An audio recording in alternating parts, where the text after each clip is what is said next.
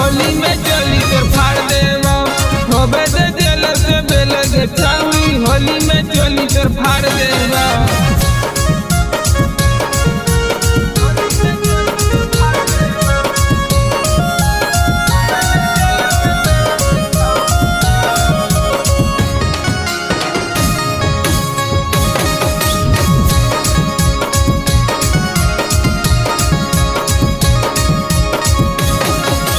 लाल पिया रंगवा हम देव लगाई ऊपर से नीचे तक देव भी जाई।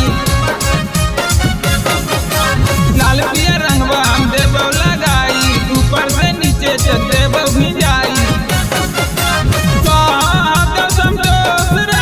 होली खेल भुला देवा तो मनीष राज होली खेल भुला देवा होबे दे जेल से बेल गे छौरी होली में चली तो फाड़ देवा होबे दे जेल से